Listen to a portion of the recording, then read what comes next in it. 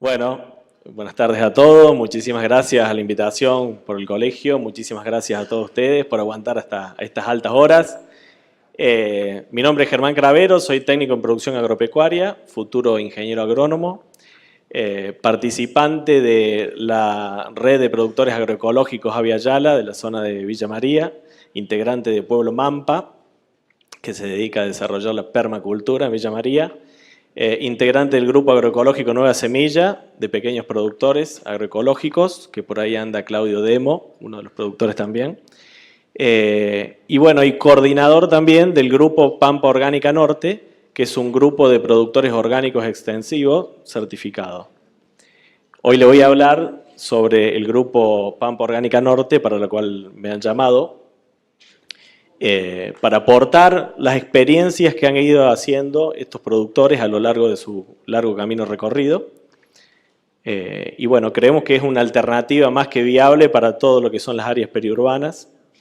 Es cuestión de buscarle la vuelta y bueno, voy a tratar de mostrarle con ejemplos qué es con lo que se encuentra un productor cuando decide cambiar su forma de producir, ¿no?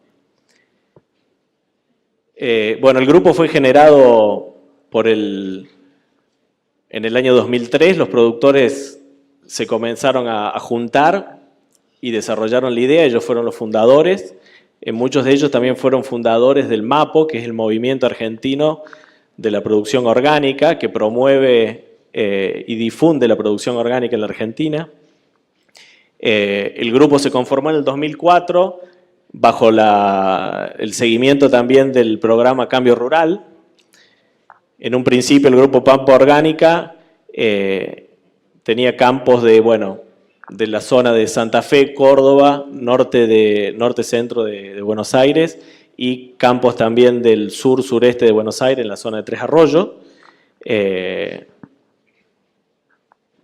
un momento se dividen los dos grupos por cuestiones de distancias, de diferencias agroecológicas para el manejo, pero sobre todo el tema de las distancias para las reuniones mensuales. Y hoy el grupo Pampa Orgánica Norte cuenta con 8 campos, en la parte de Santa Fe, Córdoba y norte-centro de Buenos Aires, y Pampa Orgánica Sur, 8 campos en el sur-sureste de Buenos Aires. Yo soy el coordinador desde hace 4 años del grupo Pampa Orgánica Norte. Bueno, estos productores pusieron en marcha esta iniciativa teniendo muy en claro que el progreso grupal está íntimamente relacionado con la posibilidad de evolucionar como ser humano en los diferentes aspectos de la vida, ¿no? Sabemos que nos cuesta mucho juntarnos y trabajar, entonces, bueno, ese es un gran desafío que este grupo ya lleva 13 años y bueno, es un buen logro. Los productores del grupo cuentan con establecimientos que van desde las 50 hectáreas hasta las 4.000 hectáreas, el campo más grande. Y actualmente hay un campo que está entrando en transición y a su vez los campos que hace más años que están en el grupo ya tienen más de 25 años de experiencia en lo que es la producción orgánica extensiva. Este caso de 4.000 hectáreas es una fundación que está en Arias, la Fundación Dos Hermanas, que tiene esos 25 años de experiencia acumulada. Apagué. Un poco la distribución de Pampa Orgánica Norte, bueno, las localidades: Buqué, Alejandro Roca, Alejo Ledesma, Arias, Caferata, Cañada de Gómez, Pérez Millán, y el último que se ha incorporado es de 9 de julio. La misión del grupo desde el principio fue promover la contención y ayuda para los integrantes del grupo. Lo primero que ve el productor cuando quiere cambiar a otra forma de producir es que la idea le picó a él nomás y no le picó a ningún otro vecino, y en realidad se siente como muy solo. Entonces, bueno, el agruparse mantiene esa energía vital para seguir adelante, ¿no? De otra forma, es casi impensado que un productor solo pueda seguir con todos los avatares que han ido pasando en estas transiciones, ¿no? El grupo busca generar soluciones técnicas para la producción orgánica en general, compartiendo los principios de solidaridad y cooperación en busca de la sostenibilidad de las empresas. La metodología de trabajo son reuniones a campo mensuales, en donde el dueño de casa abre el campo, plantea las situaciones que necesita resolver, muestra todo, se recorre, se debaten las diferentes situaciones que se observan y entre todos se construyen soluciones posibles. También en esas reuniones se hace mucho hincapié en lo que son las rondas de novedades, en donde cada uno cuenta qué le está pasando, como algo distinto a lo habitual en ese momento, y se comparte todo lo que es la información comercial del momento. También se realizan reuniones en INTA, con los cuales tenemos, como decía Luis Jacqueline, una larga trayectoria. Desde el inicio del módulo el grupo también estuvo ahí trabajando con ellos, apoyándonos mutuamente, porque bueno, en estos avatares realmente se han pasado momentos muy difíciles, ¿no? Con presupuestos que casi no se podía sembrar el módulo, no hace mucho, y con situaciones muy complicadas en cuanto a las investigaciones que necesitaba el productor validar y que no aparecían, ¿no? Y bueno, eso es como una relación mutua que se está fortaleciendo cada vez más, ahora con la RAIDAE también, con Jorge Ullé. Estamos en un momento muy oportuno para avanzar en todas estas situaciones, generar vinculaciones, actualizaciones técnicas, capacitaciones y ensayos, ¿no? Más que un deseo, hoy ya es una necesidad y bueno, gracias a Dios también se van sumando otros módulos como el de Barrow, que no lo conocíamos, el de Marco Juárez, que es muy nuevo y bueno, eso es importante que se vaya sumando gente de la investigación. Y una vez al año se realiza la reunión plenaria en donde se reúnen nuevamente el gran grupo Pampa Orgánica Norte y Sur para compartir qué está pasando en los diferentes lugares, ¿no? También se participa de ferias y exposiciones para promover la producción orgánica y mostrar lo que se hace. El grupo está abierto para compartir todo el conocimiento.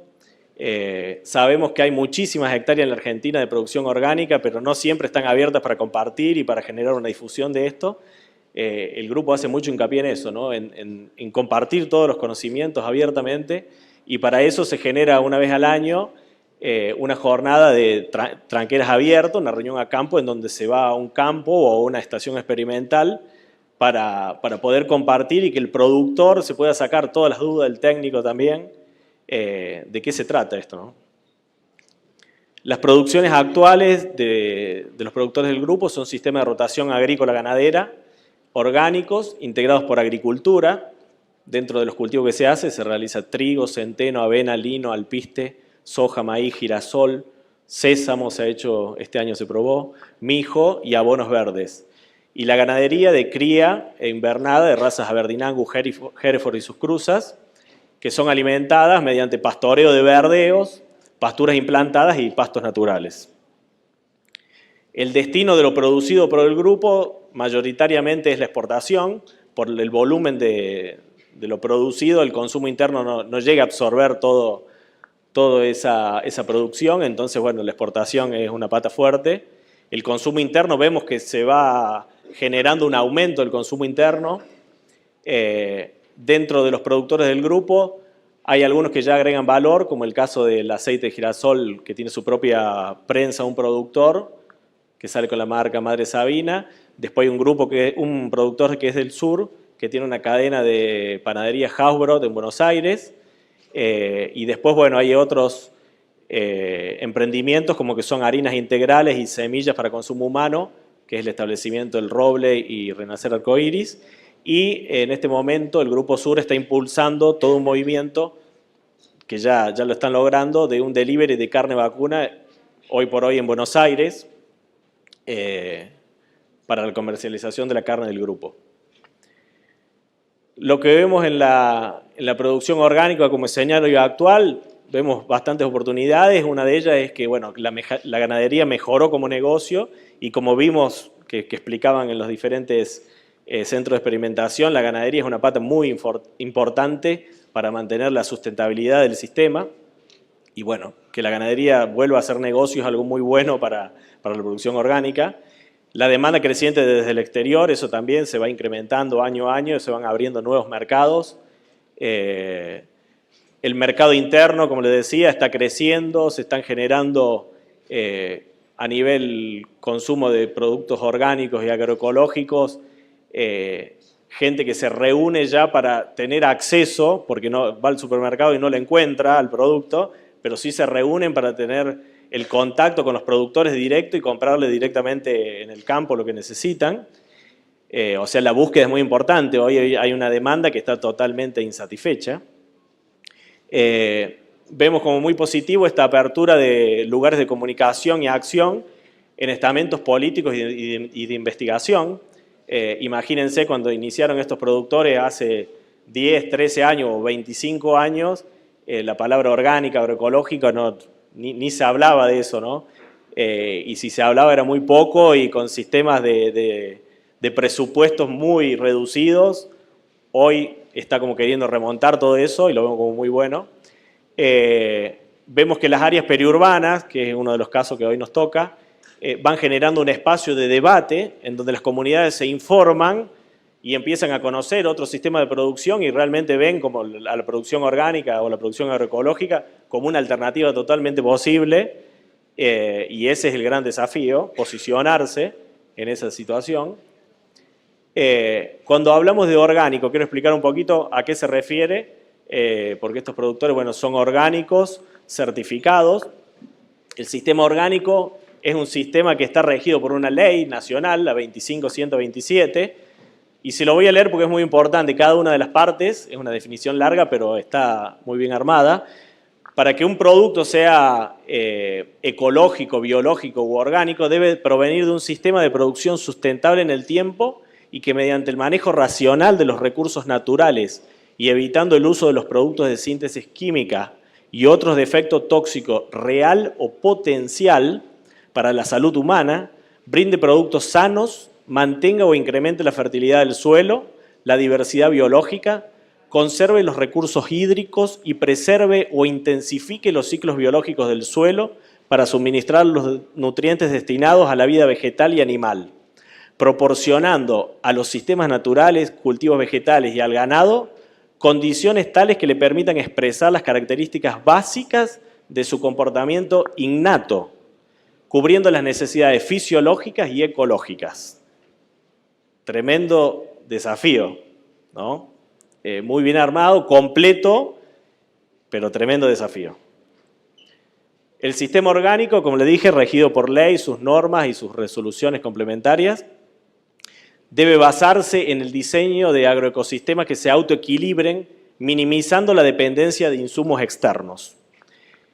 Básicamente no se pueden utilizar organismos genéticamente modificados, los transgénicos, no utiliza ni agroquímicos ni fertilizantes de síntesis química, y sí pueden usar bioinsumos y fertilizantes naturales que emulan a la naturaleza. Cosas que ya existen en la naturaleza, sí el hombre la puede aislar y aplicar, porque es algo que ya existe en la naturaleza. No se permite el encierro permanente de animales, y bueno, esas son características básicas para decir de qué estamos hablando. Decidimos producir orgánico. ¿Y cómo sigue? Por ley, también se debe firmar un contrato con una certificadora. Una certificadora es una empresa privada que es una tercera parte que va a estar garantizando y trabajando para verificar la trazabilidad del sistema de producción, a fin de que logre cumplir con la normativa argentina o del país destino, que pueden ser diferentes. Todo eso tiene que estar garantizado por una certificadora. Una vez que se firma ese contrato, se llena toda una serie de formularios, se debe realizar un plan de producción que cumpla con esa definición que les mostré anteriormente, que eso es evaluado por un comité asesor, y se inicia la transición. La transición de un sistema convencional a un sistema orgánico generalmente lleva 2 años, en donde el producto se llama orgánico en transición. Luego de los 2 años de pasado, o sea, la tercera cosecha, si fuesen anuales, pasaría a ser orgánico full, de cumplimiento, de que haya cumplido toda esa normativa, ¿no? En esto, una vez que se arranca, no se puede después de un año tener que aplicar un agroquímico y después volver. No, tenés que arrancar de nuevo con los 2 años de transición. Porque esos 2 años de inicio de transición es sobre todo para eso, para que el suelo logre metabolizar los posibles residuos agroquímicos que pueden ir a parar a la producción, ¿no? Una vez que se obtiene el producto como orgánico, se logran sobreprecios que superan a lo convencional entre un 15 y un 130% dependiendo del producto y del negocio que se obtenga. Básicamente los sistemas de producción que tienen estos campos son de 4 a 5 años de pastura, que como les decía es muy importante esta parte, y sobre todo pastura con pastoreo y con bosteo, y como decía el ingeniero también, buscando que la distribución de las heces sea lo mayor posible para no concentrar nutrientes y así ir generando en esa pastura toda una renovación de la microbiología del suelo, que mediante la pastura, la microbiología del suelo y las raíces van a ir generando también la fertilidad necesaria para atender esos 2 a 4 años de agricultura que le puedan seguir. Eso va a depender de muchos factores, ¿no? Obviamente de la situación agroecológica de cada establecimiento, del manejo de malezas, de la nutrición que tenga ese suelo. Eso es un poco lo que sería la rotación clásica. En cuanto a semillas, estos productores generalmente usan semillas de producción propia o se compra a semilleros buscando garantizar de que sean libres de transgénicos. Eso es este sistema está muy regulado, por lo tanto, cuando uno compra una semilla tiene que garantizarse sí o sí de que eso esté libre de transgénicos, ¿no? Imagínense un maíz que puede ser que es de polinización cruzada, puede existir contaminación en un lote de semilla y si no está con cierto requisito libre de transgénico, te puede rebotar una mercadería que ya está en un país destino. Generalmente no se logra detectar antes de que salga, pero bueno, es todo un perjuicio porque en ese caso ya no lo podés vender con el plus orgánico, ¿no? Y el plus orgánico en este sistema, en este tipo de productores, es importante porque es el que le da la sustentabilidad económica a este sistema, ¿no? La normativa nacional, como no existen semilleros orgánicos en la Argentina, te permite usar semilleros, semillas que vengan de semilleros que te garanticen que no tengan libre de OGMs. Generalmente el productor también le hace un análisis para asegurarse. Y no debe tener ningún tipo de curado químico la semilla, obviamente, ¿no? Porque está prohibido el producto de síntesis química. Mostrarle un poco qué herramientas se utilizan. Se utiliza casi todo el parque de maquinaria antiguo, pero no es que se utiliza a la antigua, sino que, como decía el ingeniero, se busca minimizar las labores. Sabemos el efecto que tiene pulverizar un suelo, por eso siempre se busca evitar. Pero en nuestro sistema, hoy como se está manejando, si bien ahí les voy a mostrar un poquito que se está avanzando con cultivos de cobertura, hasta ahora se viene manejando de la forma tradicional. Y bueno, la principal limitante, como lo dijeron también ya, es el tema de las malezas. Este es un cincel adaptado con esas aletas para lograr sacar rizomas de Alepo a superficie que se logren deshidratar en verano o helar en invierno para bajar un poco la población de rizoma. Pero generalmente también esto está asociado a un manejo con ganadería para poder controlar el sorgo de Alepo. Otras herramientas, otro cultivador también con el mismo sistema. Rastras para levantar rizomas, esto ya es cuando está la tierra suelta. El sistema tradicional, rastra rotativa para controlar malezas en la entrelínea, que esta máquina funciona cuando la maleza está en hilo blanco, o sea, todavía no salió a la superficie. Entonces, bueno, estos sistemas requieren de un monitoreo permanente, un seguimiento por parte del productor, y bueno, esto no se hace sin vida y sin gente viviendo en el campo, ¿no? Por eso, por ahí, cuando planteamos toda esta situación de decir, pensamos que toda la población se tiene que ir a las ciudades o tiene que estar en el campo, realmente sabemos que tiene que estar en el campo, ¿no? Que debería estar en el campo y que si faltan escuelas en los campos no puede ser que la gente tenga que emigrar del campo a la ciudad porque no hay una escuela, ¿no? Sabemos que se puede fomentar lo otro también, ¿no? Ahí hay un gran trabajo por hacer. Pero bueno, todos estos sistemas requieren mano de obra. La ganadería requiere mano de obra de ahí, estos sistemas requieren seguimientos, capacidades para manejar estos aparatos, porque esto es mecánico. Otro tipo de herramientas, este es un escardillo vibro, También para controlar en la entrelínea, adaptado a un sistema de 3 puntos. Este es el sistema de 3 puntos que lo tiene levantado y eso permite de que el escardillo trabaje mucho más derecho, evitando la deriva que puede tener un elemento arrastrado. Realmente se mejora mucho el trabajo del escardillado trabajando con implementos de 3 puntos. También hay muñecas muy buenas que funcionan con el otro sistema. Para este caso, por ejemplo, un escardillo normal. Eso es más o menos todo como se trabaja, ¿no? Y ahora le voy a comentar un poco hacia dónde estamos avanzando. Estamos avanzando en lo que es la búsqueda de valor agregado. Los productos orgánicos extensivos han caído en una especie de comoditización a nivel internacional.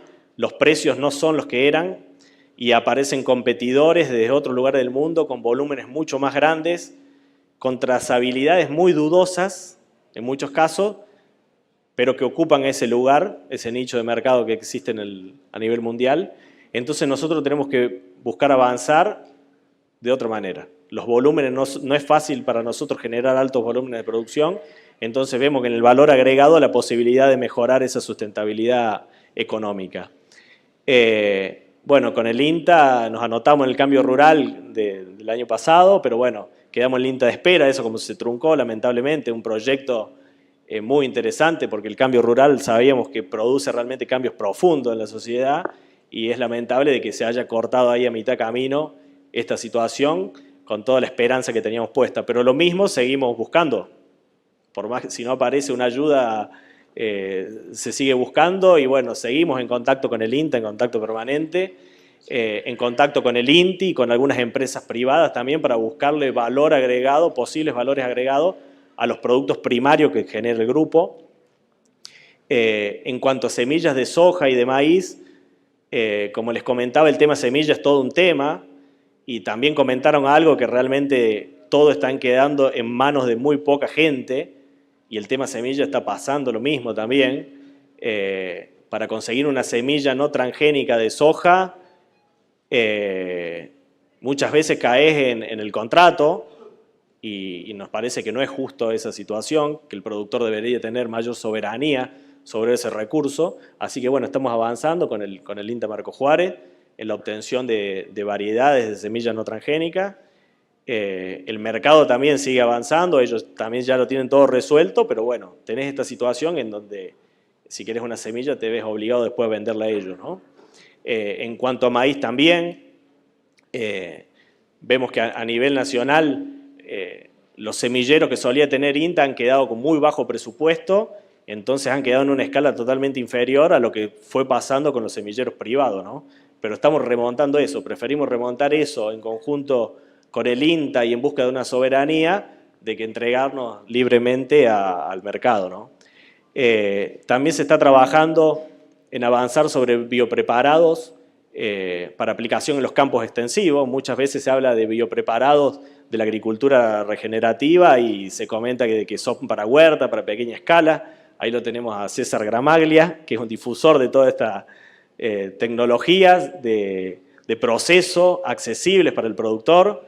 Y también este año vamos a trabajar fuertemente en esa temática. Hay productores que ya han avanzado y se sigue avanzando sobre la agricultura biodinámica, que también tiene herramientas muy buenas para todo lo que es agroecológico y orgánico.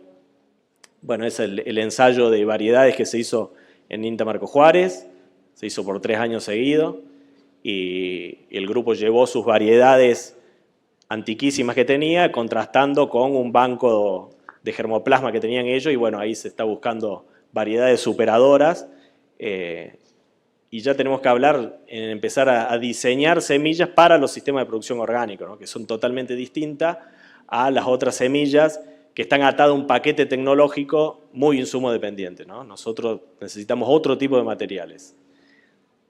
En cuanto a avances sobre el manejo de suelos, se está trabajando fuertemente lo que es manejo de la fertilidad y la estabilidad del suelo, eso que le decía de tratar de moverlo lo mínimo posible. La siembra de cultivo cobertura lo vemos como algo muy bueno. el mantener raíces vivas en el terreno con todo lo que significa a nivel microbiológico y de abastecimiento de nutrientes. El sistema debe emular a la naturaleza, en donde la construcción del suelo fértil es llevada a cabo por diversas raíces de plantas, sus organismos asociados, o sea, la flora y la fauna del suelo. Trabajar con la vida para potenciar la fertilidad del suelo. Seguimos muy de cerca los ensayos de cultivo de cobertura del INTA Marcos Juárez, que prácticamente ya han logrado la siembra directa sin uso de agroquímicos. Están en etapa de evaluación, todavía no se animan a decirlo así abiertamente, pero bueno, lo que están siguiendo ellos, estas experiencias, son experiencias que en Estados Unidos ya hace 15 años que lograron la siembra directa orgánica, entonces ya prácticamente está. Esta siembra directa orgánica viene por los cultivos de cobertura y el rolado de los cultivos, en vez del secado químico, ya lo vimos ahí también. Este es un rolo que hicieron ahí en la zona de Belleville, y uno de los productores del grupo ya compró un rolo, ya hay otros productores, incluso del sistema convencional, que ya utilizan cultivo de cobertura y rolado y ya han logrado minimizar aún la aplicación anual. El arameo. ¿Todo bien? ¿Usted cómo anda? Espectacular. Esto es lo que se puede lograr con los cultivos de cobertura y el rolado. El primer caso es una foto tomada del extranjero. Tenemos fotos nacionales, pero bueno, como parece, las vemos siempre acá, pero no le sacamos foto. Un caso de maíz sobre vicia rolada y un caso de soja sobre centeno o triticale rolado. Y después la herramienta clave es este cultivador que aparece ahí en la imagen, que acá aparece de nuevo, que lo que hace es, el cultivo de cobertura funciona muy bien si llegamos a un cierto volumen de producción de materia seca que permite una correcta supresión de malezas. Y a su vez, hay malezas que pueden escapar a ese cultivo de cobertura. Esta herramienta lo que hace es controlar esa maleza que puede escapar al cultivo de cobertura, trabajando por debajo del mulch dejado, del mulch seco que ha sido rolado, y la característica que tiene es que deja de nuevo la cobertura puesta, ¿no? Con 2 pasadas de eso, el INTA Marcos Juárez logró esta siembra directa. Hay que empezar a pensar en esto, que en algunos lugares de Córdoba ya lo usan para sembrar cultivo de cobertura, las siembras aéreas, antes de que termine el ciclo del maíz, se puede sembrar un triticale o una vicia. Otros sistemas que existen en otros lugares del mundo también, esa máquina para meterse con la altura de planta ya elevada y poder sembrar en la línea, en la entrelínea. Y en otros países también ya están haciendo eso, el rolado del cultivo de cobertura con el rolo adelante y atrás directamente la siembra directa. Entonces ahí se ahorra también pasadas y directamente arranca el cultivo. Esta es la máquina que se había desarrollado en un principio en el INTA Marcos Juárez, que después tuvo una falla de diseño y se terminó comprando un escardillo viejo y readaptando. Y esa máquina la hicieron con 30.000 pesos, la nueva. Y por último, quiero despedirme con una reflexión. Andá a saber cómo se pronuncia eso, porque sabes arameo. Tenzin Gyatso, 14º Dalai Lama del Tíbet. Sí, 14º Dalai Lama, tiene un poquito de historia.